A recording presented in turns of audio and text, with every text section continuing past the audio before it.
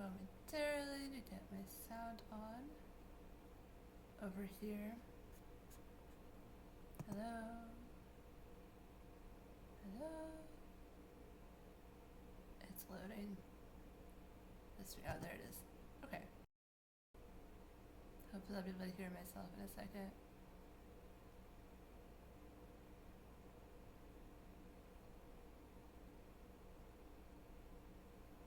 Okay, that is really low. I don't know if I need to talk louder or... No, my volume is not that low. Okay, not super sure what's going on there. Anyways, I got really bored, like really bored of doing work today and said, you know what, we're gonna do some speaking practice. And then I was like, actually my throat kind of hurts. Should I do this? And then realized, sometimes you have to give presentations and stuff when your throat hurts. Like, you can't escape that. Eventually you're gonna be sick and having to do a presentation. So it's probably a good thing for me to get some auditory and potentially visual feedback on what it looks and sounds like when my throat hurts. Okay. I also did just go to a conference last week, so that's why I wanted to talk about this when it's a little fresh. And we are doing this without any previous notes, so chances are the points are going to be out of order, or like whatever I'm gonna actually mention. I don't even know yet. Let's find out. But it's going to be, I'll like try to organize it probably in the description of this video. But the actual topic of today is about how to attend a conference if you have a physical disability and or you use a mobility aid like a scooter or a wheelchair or just like anything really. This is going to be kind of like an easy checklist or just a list of things that you can kind of look at beforehand and while you're there to really optimize the experience, because honestly conferences are really fun, but they can also be kind of anxiety inducing because it's a new environment, especially if you've never been to one before. But like there are all sorts of people who attend, and honestly this sort of checklist or like thing of what's I trying to say, these like points I'm about to make, they could apply to most public functions. Like I'm sure even conventions or conventions is the only other word coming to mind. I'm sure these like ideas will apply there too. Okay, so when you're going to a conference, this is going to be, let's start at the very beginning. Let's talk transportation, right? So you need to get there, obviously. You gotta go from wherever you live to the convention center or wherever that's being held. So there's a few ways to do this, right? You're either going to be traveling by flight, in which case you need to consider how you're getting from wherever you live to the airport, and then from the airport to wherever you're staying, so it's probably going to be a hotel, and then how you're getting from the hotel to wherever the conference is actually being held. So obviously there's Ubers and Lyfts, and there's accessible Ubers and Lyfts too. Actually, now that I've said that, I had to double check that, but I'm pretty sure there's like ways to schedule ones that are like accessible. So you can order those, and that's fine. And then usually the air flights, you can call them ahead of time to let them know that you're bringing a scooter or a wheelchair or whatever, and you can either do one of two things, which is you can check it in where you check in your bags at the very beginning if you're able to like navigate through the airport or / want to navigate through the airport on by yourself, or you can check it in at the gate. I feel like most people do that. I personally do that because it's hard for me to also walk through airports. So yeah, it's just obviously a lot easier to take it through the airport. And security is also not too bad. What happens is you'll go through and put your stuff in where everybody else, and if you're on a scooter or a device, they'll have you kind of be to the side until somebody can come in. And I normally just like, although it is possible sometimes for me to stand and go through the magnet like scanner thingy, I usually just opt for the like body scan thing they do with like the little wand or whatever. Mostly because I wear a lot of necklaces and somehow I always get pinged for that anyway. So it just saves me time to get, patted down. Anyways, that's that. But yeah, usually most airports are pretty navigable. And there's already like a ton of guides out there for that, so let me stop there. Okay, the next choice is if you're going with your department sometimes. For example, this time they got a chartered bus for us and we were traveling together as a department. So if your department is organizing something like that, your first priority is going to be letting whoever is organizing it know that you were bringing said device. So like I let them know at least 3 weeks, 4 weeks, whenever before they're getting that charter bus like booked, you obviously want to let them know. And follow up as well. Like it's okay to ask questions. So I asked them things like, if for whatever reason the bus is not, accessible, how high are the stairs? Like if that's a possibility for you, or does it completely have to be accessible if like that stairs are not navigable? Just like whatever your personal abilities are, just make sure that they're aware of what they are so they can communicate that to the bus people and get the bus that you need. And also know that things can go wrong, and if they do, it's literally not your fault.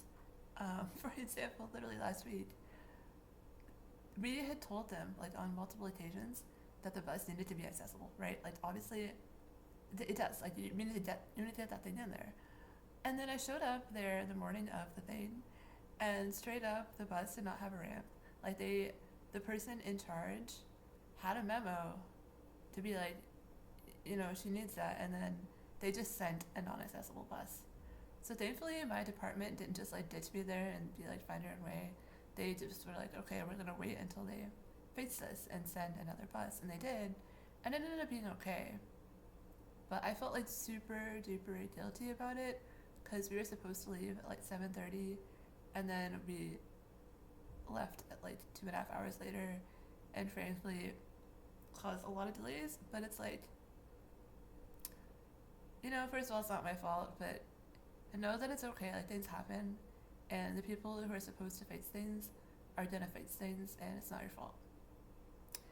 Okay, so that's buses, so just make sure you communicate your needs there. And then lastly, you could go with things like cars as well. If people are driving, or if you're driving, well, I don't know about you, but driving is also fatiguing. Anyway, so if you're doing with if they're renting cars or somebody's renting a car and you don't know about it, obviously make sure that the device that you have can fit somewhere in that car. And also if it's like really high and or you need assistance getting in and out of the car, communicate that and make sure that you know who can assist if necessary. I also recently found there's this like collapsible stool thing that has like a handle on it that you could just like take and plop down. I'm gonna try to find it again because frankly I wanted to order one of those, especially like in vans and stuff. It's like a portable sidewalk to help shorten that distance. It was really cool. So I'm gonna try to find that. Hopefully I can find it. Okay, I'm gonna try to think. That might be all for transportation because we've got bus, plane, and car. Yeah. And also know that try to figure out how far away wherever you're staying is to the conference center itself. Like, coincidentally, this time, our hotel was like an hour, not an hour, excuse me, 1 mile, 1 mile away from the hotel. And it was like a very accessible route from the hotel to the conference center. So it ended up being really fun to actually travel that route with friends, or new friends, but we'll get to that in a second. But just like try to know where you're going and if that city is navigable. Because the place where I went, there was a lot of ramps and there was a lot of like places where the sidewalks were pretty smooth. So navigating that with a mobility device was pretty easy. Actually, in fact, this was like the first time I had gone, and there were like multiple people there who actually were using scooters, and this really cool wheelchair attachment that makes it motorized. Like, it was really a really cool experience to see that, and it looked like everybody was having a pretty easy time getting around. So yeah, that's first thing, transportation. Cool. Okay, I'm probably gonna slow down speaking a little bit because I'm listening to myself in the recording as I'm talking, and I can tell I'm going a little bit faster, and that is also making me slur my words. So, slow down. Deep breaths.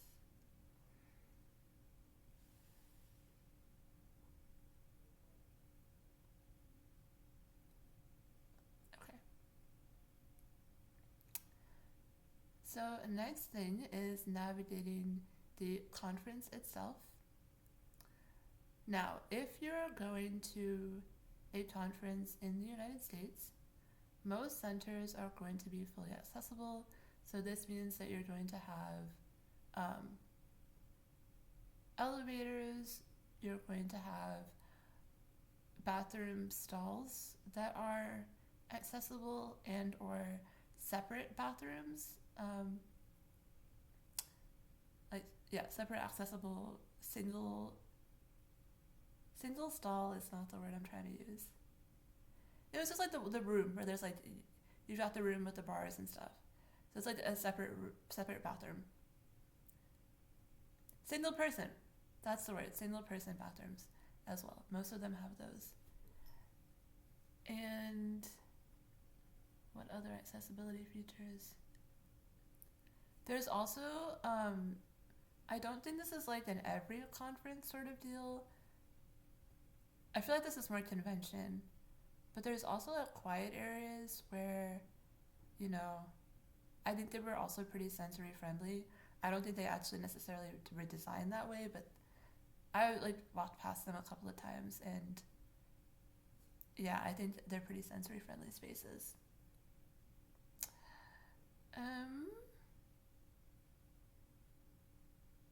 Another thing I just realized, I don't think I looked at the accessibility of like the materials for the conference, as in like the map of all the booths and kind of the electronic documentation. It's not personally an access concern for me, but I would be curious to see if there were accessible format PDFs of those things. Okay, I might look into that after this. But if you need those things, absolutely reach out to the conference organizers. Also, if you are going to be going to the conference and it is not in the US or not in a place where accessibility is mostly enforced, I use the term mostly quite loosely because obviously there can be problem areas even in the US. But if you reach out and let them know of your needs, at the very least for whatever section of the conference you're attending, they will be able to help you ensure that there's no barriers. For example, if you're giving a presentation like a podium talk, most of those podium talks are going to be on stages, and those stages usually don't have ramps. So whoever is organizing your podium section will either figure out a way to let you do it from ground level, or they will get a ramp if they're able to do that, which hopefully they are, because frankly you deserve to be on stage if you're giving a podium talk. And honestly, it's a really bad look if you let them know ahead of time and they don't get a way to get you on stage, like, y'all, it's the year 2024. Like, why are we so unprepared, you know? Or why are y'all so unprepared, I should say. Okay. Another thing.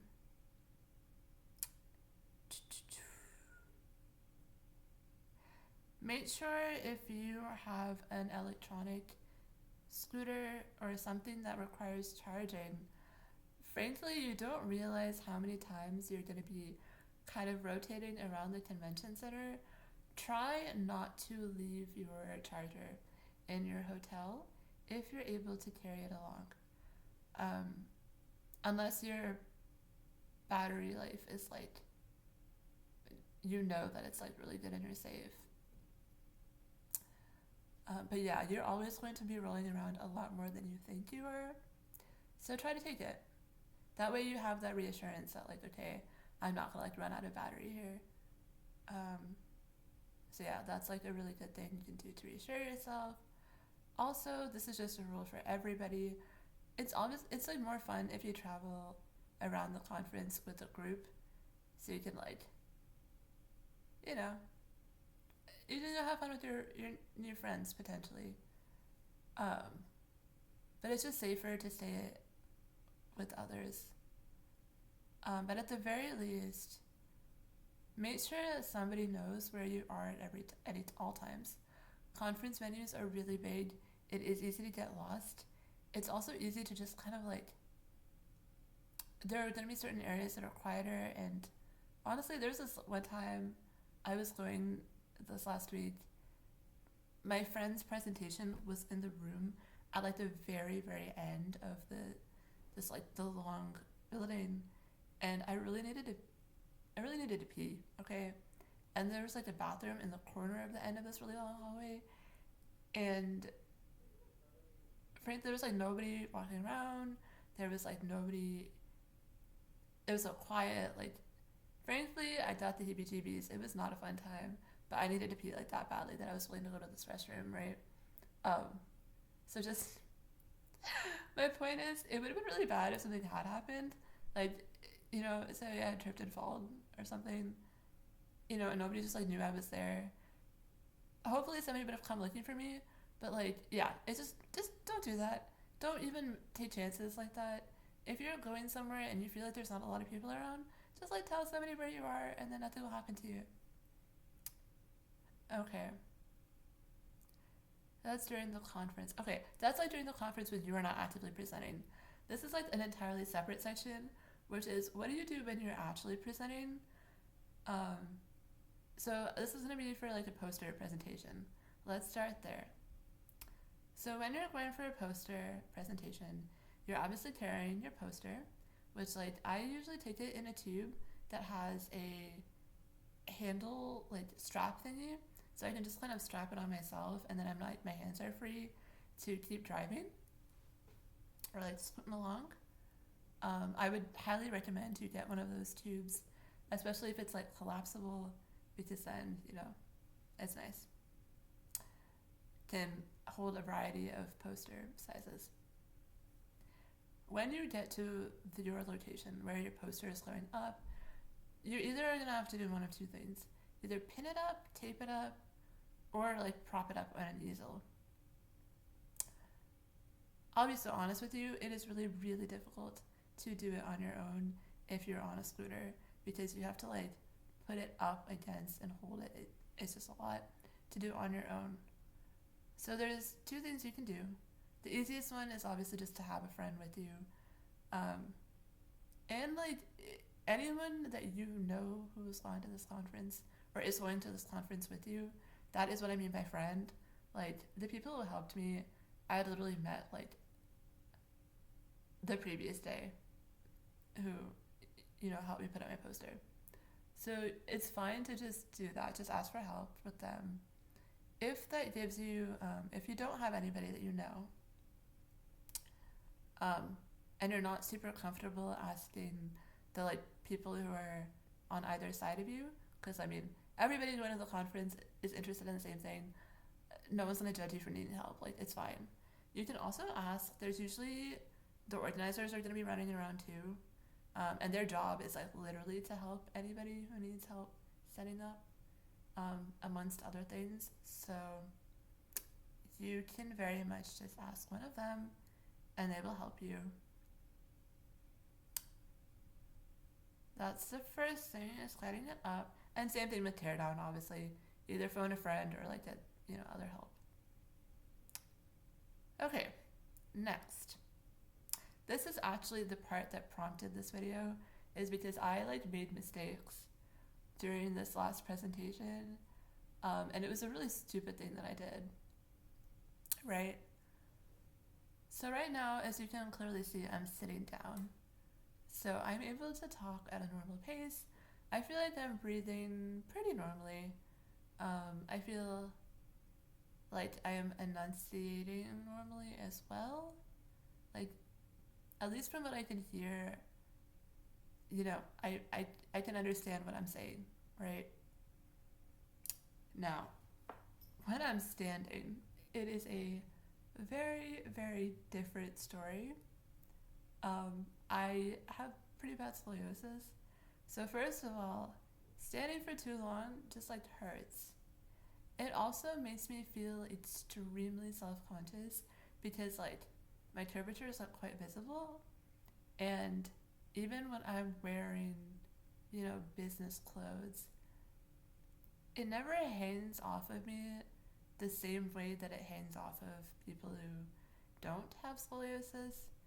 So just like appearance wise, like I am dressed up the same amount as everybody else, but I don't feel like I look like everybody else. And even though like nobody else is even like, first of all, nobody is even looking. And if they are, then that's on them. But like, I don't know. There's just like a lot of self-image stuff that I'm continuously working through. But for the time being, I'm still self-conscious. It's like whatever. So I feel, I feel super self-conscious. So that just makes me like, how to put this? It just adds a lot of, it's added layers. It's added unnecessary layers that just standing adds, right? So it's like, there's pain, there's more self-consciousness, there's also just like fatigue from standing. And the only reason I was standing, right, because this is the second conference I've been to. The first conference I didn't stand. I was on my scooter pretty much the whole time, even when I was like talking about my poster and stuff. But the problem with that time was, for me, when I was like looking up at people to try to make eye contact as I was presenting, my neck was like starting to hurt after a while, and nobody was like stooping down or like talking down to me, which was nice, but it just felt kind of, I did feel slightly uneven. I felt a little smaller, and I didn't really like that. And also, it was kind of harder to talk when my neck was like at a freaking, I don't even know, 45-degree angle, something like that. But yeah, it was really uncomfortable. I didn't really like it. So I wanted to try something different this time, because especially the poster session was only about an hour. It was a little over an hour. So I was like, yeah, totally, I can handle standing up and talking about my poster for an hour. Like, I've been able to do that before when I was younger. Homegirl was lying to herself. Okay, that was just the worst idea. So about like 10 minutes into this presentation poster business, I was like huffing and puffing, and frankly, my scooter was like 2 feet away from me.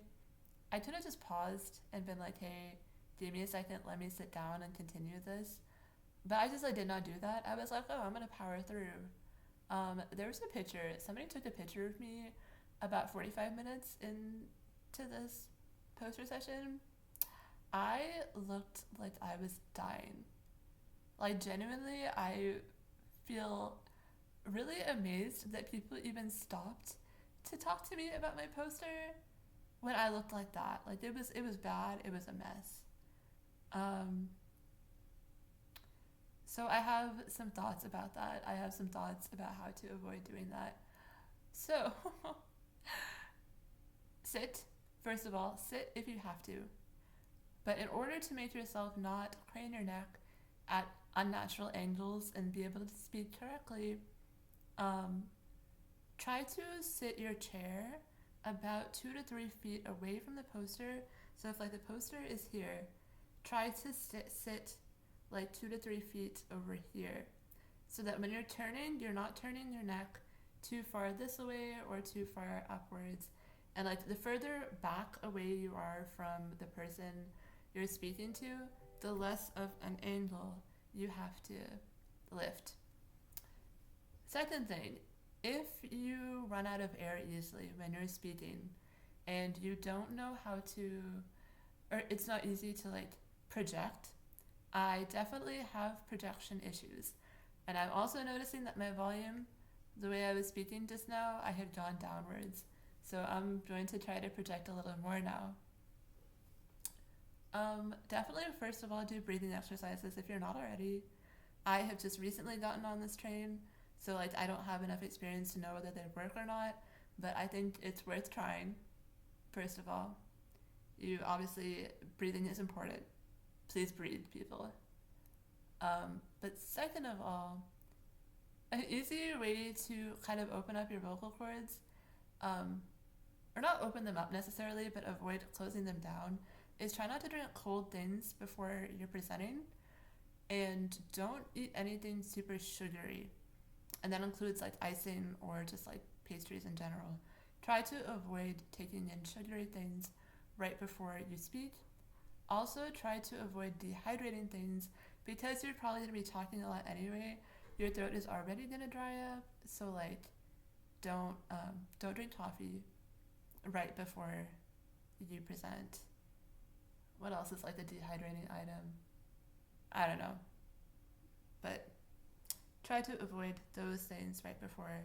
But what you do want to take in is things that are soothing to your throat, things that are warm, things that also, because warming, I should know this, I do a little neuroscience, but like, I feel like psychologically taking in warm things that calms you down. So that's like obviously a good thing.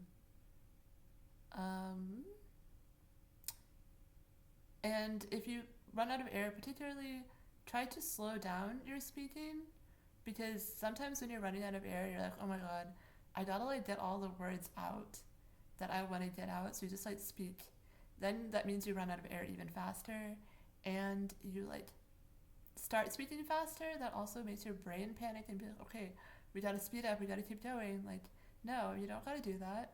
Anybody who's there to listen to your poster wants to listen to you. Like, they're there for you. They're gonna wait. They're not in a hurry.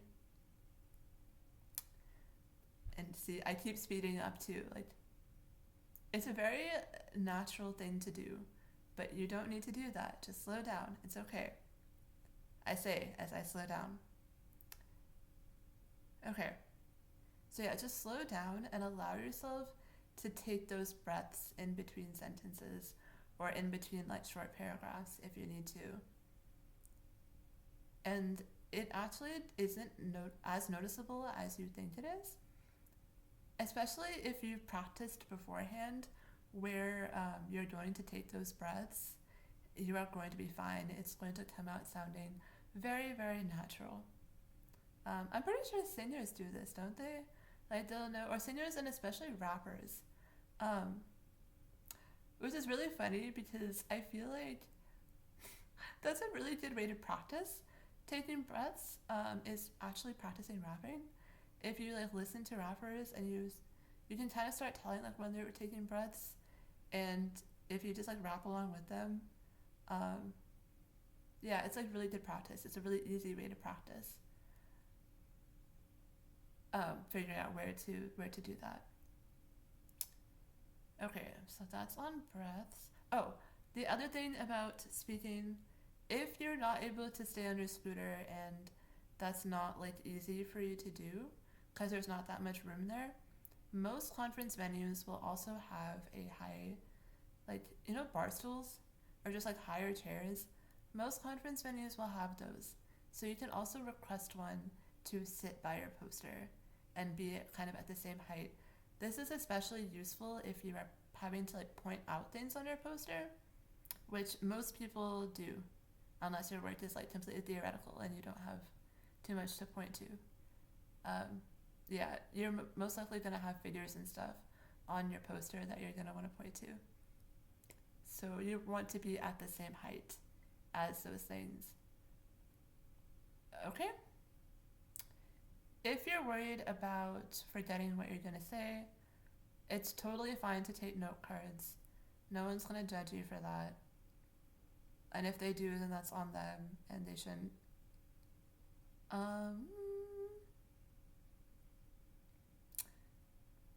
And after you've done a presentation or two, like, feel free to mix it up.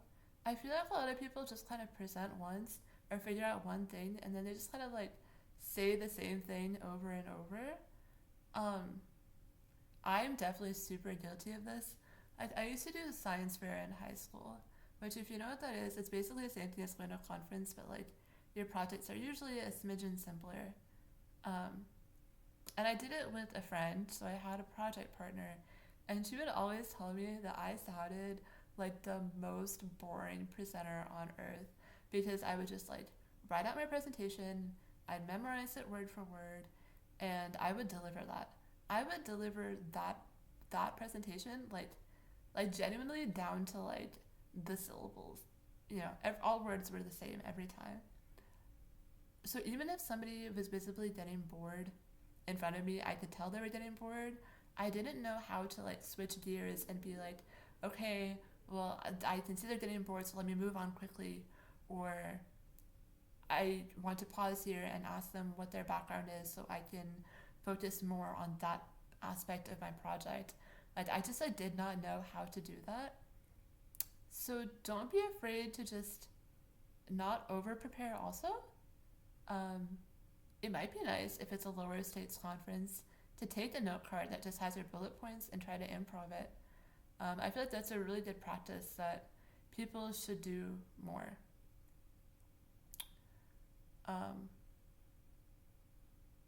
Okay.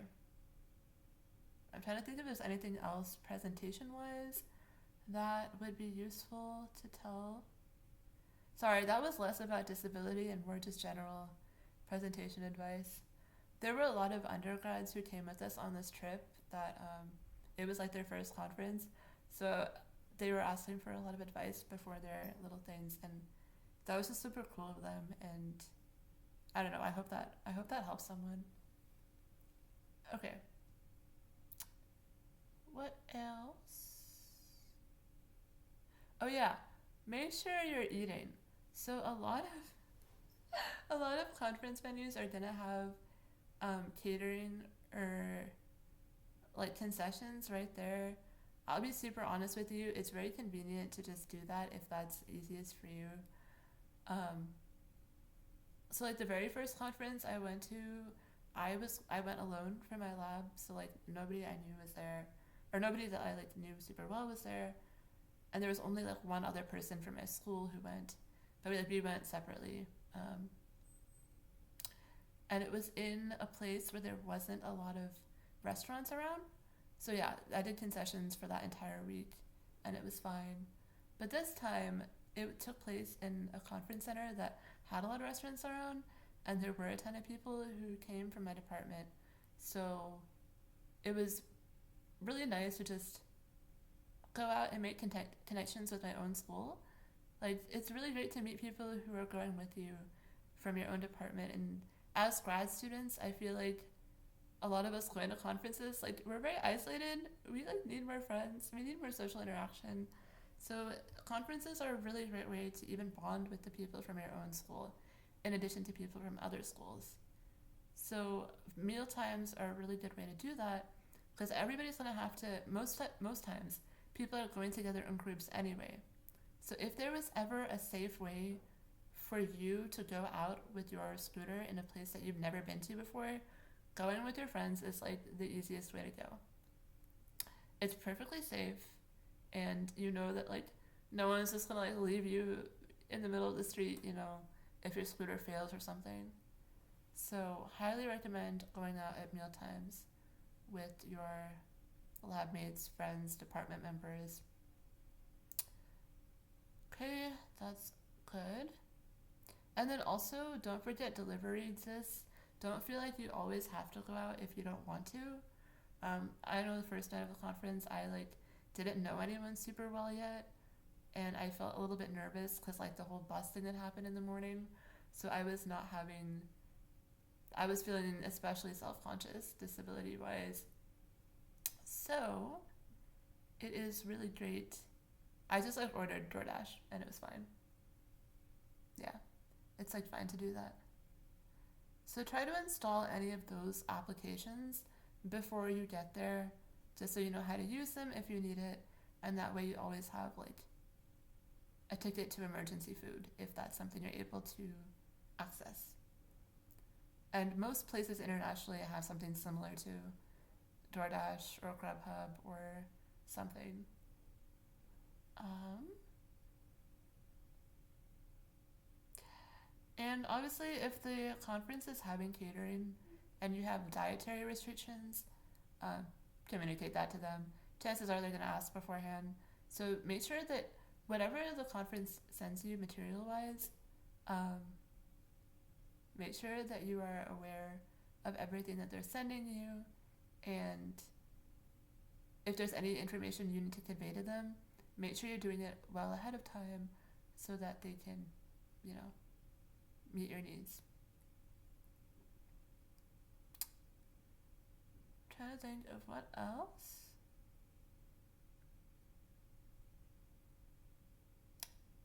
Oh, another thing that I kind of wish I had done that I didn't do, but somehow I ended up with really, really nice roommates.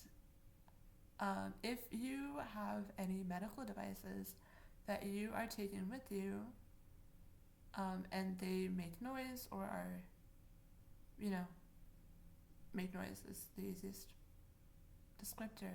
So I wear a BiPAP when I sleep. It's a breathing machine that basically makes me sound. It's basically the same volume level I feel like as mine are snoring. It just sounds like I'm breathing like really loudly.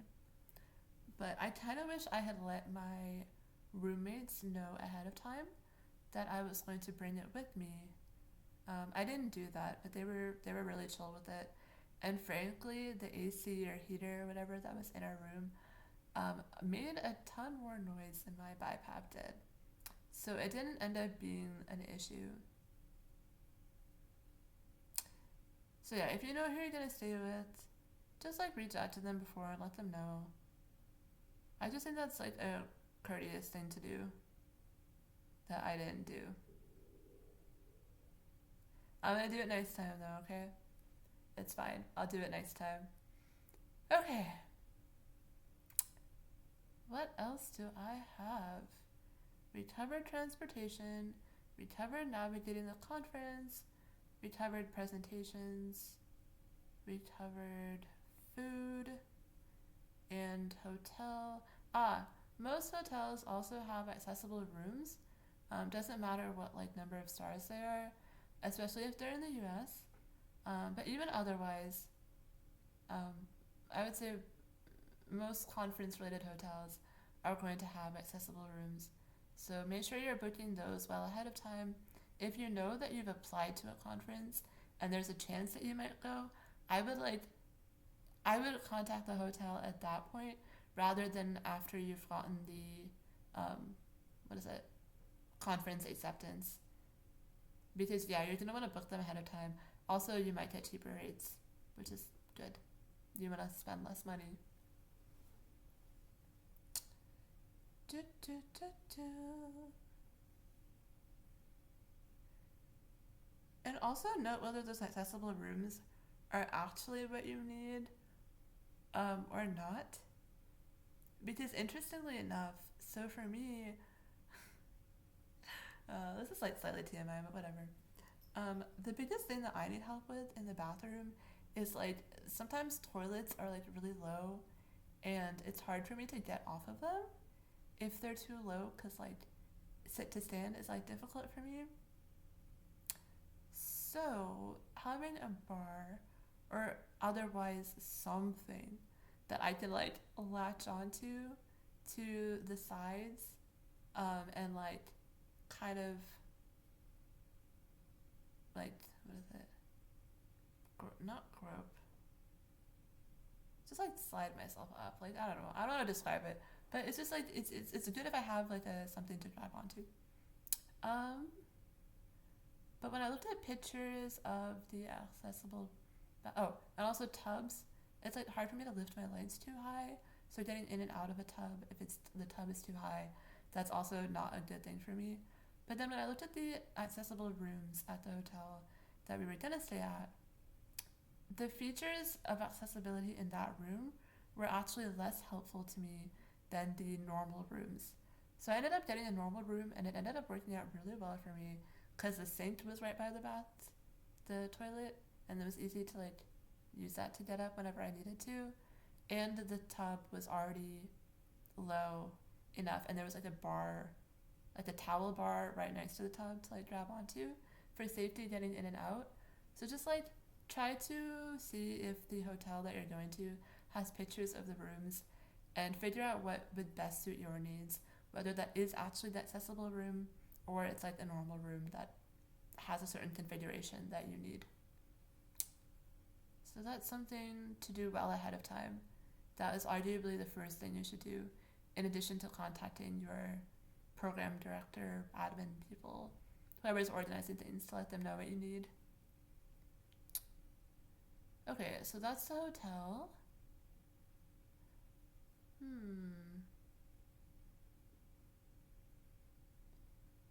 I feel like that might be it that I wanted to mention. Oh, clothing. Clothing is important too. You obviously are going to a conference, you want to look nice. And you also, if you're into like, dressing up your face, if you want to wear makeup and things like that. There's like easy ways to make yourself look way more put together. I know there's plenty of people who've already done like guides on all that, so I'm not gonna go too far into it. But what I did was I wore like, there's a lot of now office wear that looks like, or office wear that looks like office wear, but it's not office wear, but it's more like lounge wear.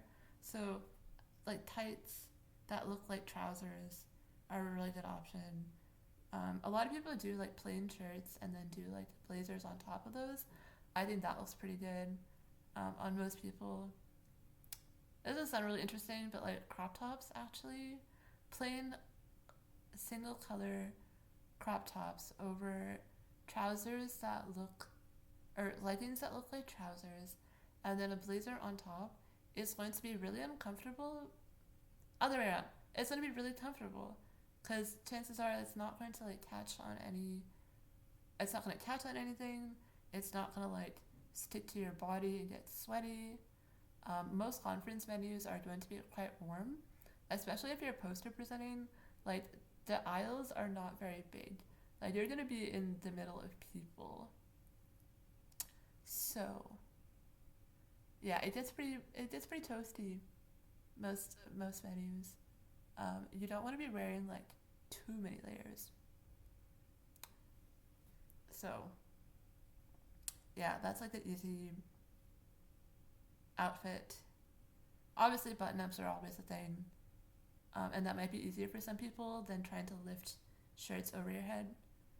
Loose button ups with over a blazer over that, and these trouser tight thingies. I think they're called like treggings. I don't know. I don't like that term, but trouser tights. And I think there's also now like, I want to say I saw accessible office wear somewhere. I don't know. I might try to find that and or like find it later and link it because it looked really cool. Like it was just the snapping things that snap and you can just like pull it and it comes off. I could have sworn that's a thing. And if it's not a thing and somebody wants to do that, I feel like that would help a lot of people. Just like professional wear that's accessible.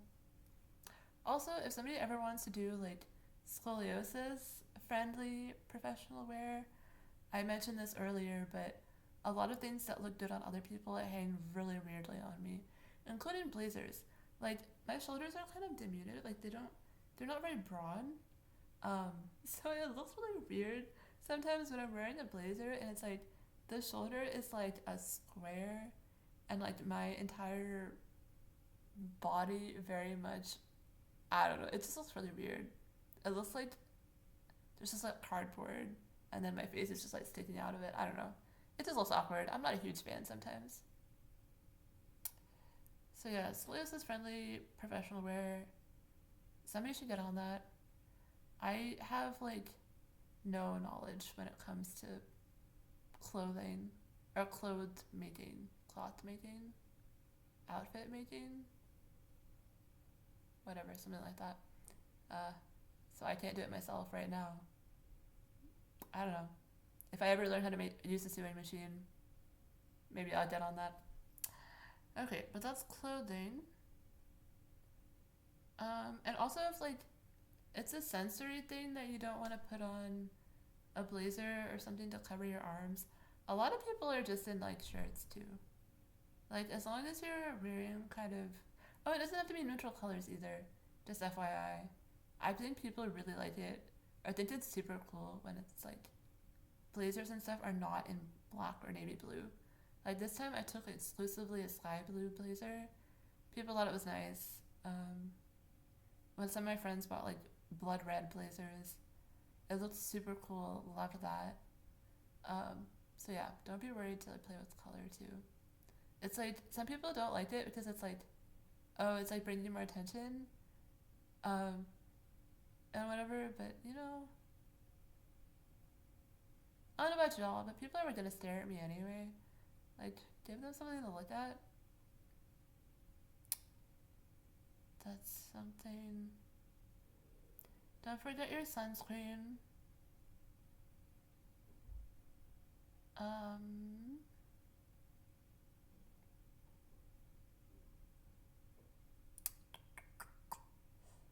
that actually might be everything I wanted to say. Oh, don't forget to drink water. Obviously, don't forget to drink water.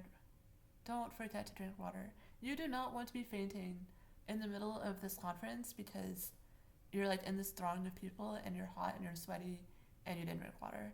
Like you just don't want that for yourself. Drink water. And pack your medicines if you've got any ahead of time and know where everything that you packed is.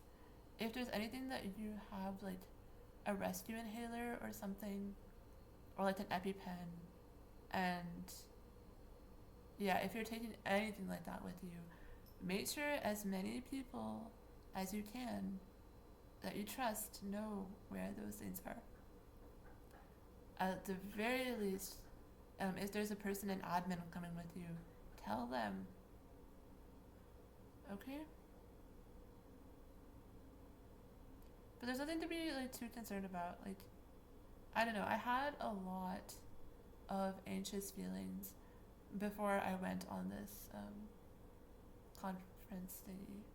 Like a really, really large set of anxious feelings. I was like, it was my first time this time going with like a large group of people who had never met me before really, aside from the very few people who were actually in my cohort.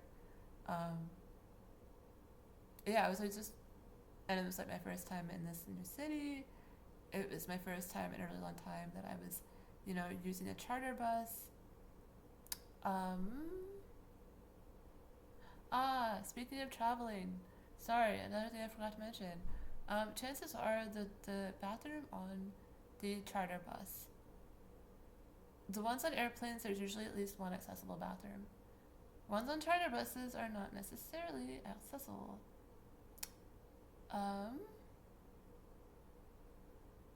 If you need to wear a pad, there's nothing embarrassing about it. Just wear it. It would give you peace of mind just in case the bus has issues, which ours actually did on our way back.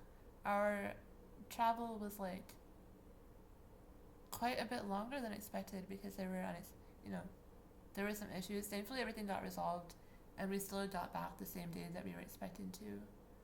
But yeah, I think it's just better for you to wear a pad if you need to. Um,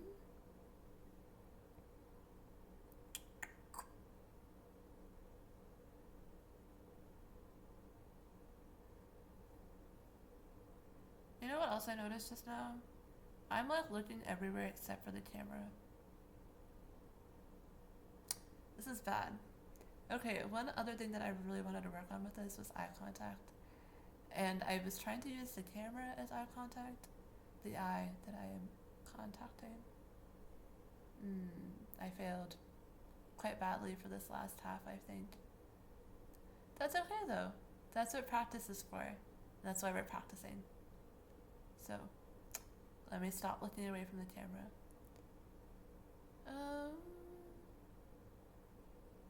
We really got travel out of the way. If I come up with any other important things, I will try to link them in the description. But if not, I think that's pretty much everything.